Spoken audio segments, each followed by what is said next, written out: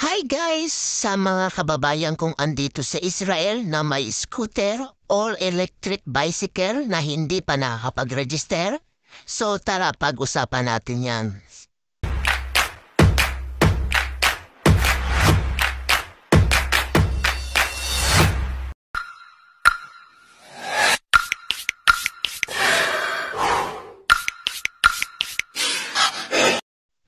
So kabayan, napakadali lang po ng proseso. Kung ako sa inyo, wag na kayo magbayad kung sino-sino para mag-ayos ng registration nyo. So isi-share ko sa inyo kung ano yung mga ginawa ko. Step 1. DMV, Department of Motor Vehicles. Dito nyo po kukunin yung 89 plus numbers. Sa hulo na kayo pumunta para sure. Ang mga dadalhin is passport with visa.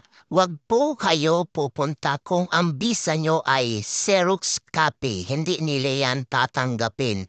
Need nila passport with visa original. Wala pong bayad ang pagkuha ng 89 plus numbers.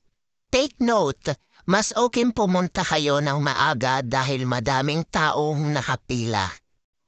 Step 2. Eye test.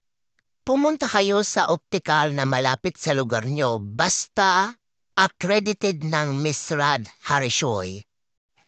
Kung taga Tel Aviv ka katulad ko, dito ka pumunta sa Optica Halperin. Dito lang yan sa Dizengoff sa loob ng mall. 50 shekel ang bayad. Ang mga dadalhin ay passport with visa at yung 89 plus numbers.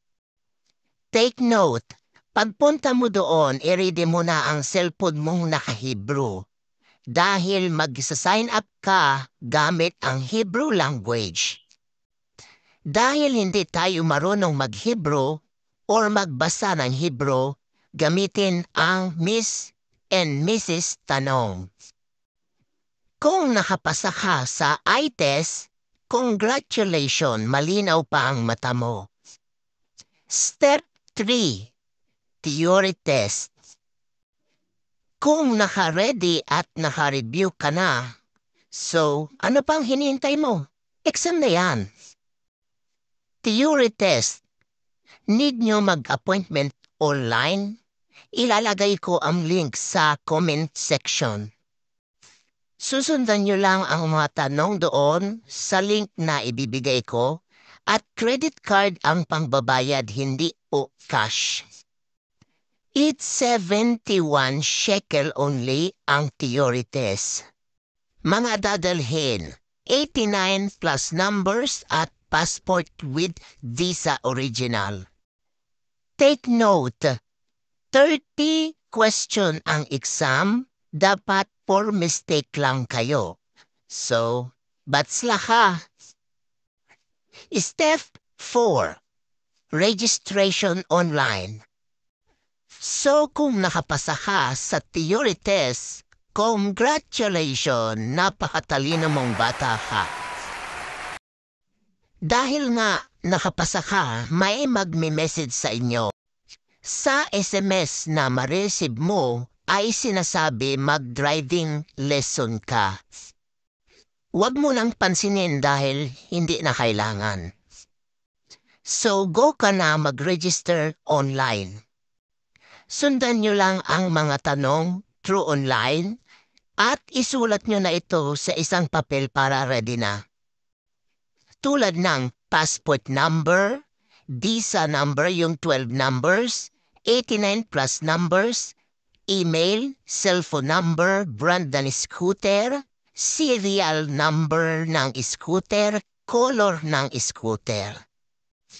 Dahil nga nasundan mo lahat ng sinabi ko, Masal Tov, may magme-message sa iyo via SMS lahat ng information pati plate number mo.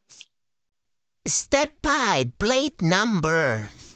So dahil nga may na-receive kang message with plate number, so ano pang hinihintay nyo? Punta na kayo sa shop na paggawaan ng plate number. Kung ikaw ay taga Tel Aviv, so dito ka pumunta sa dynamometer, dito lang yan sa Harrods 1 Tel Aviv. No need register online, no need appointment. 110 shekel ang bayad, pwede mong hintayin 30 to 1 hour, gawa na ang plaka mo.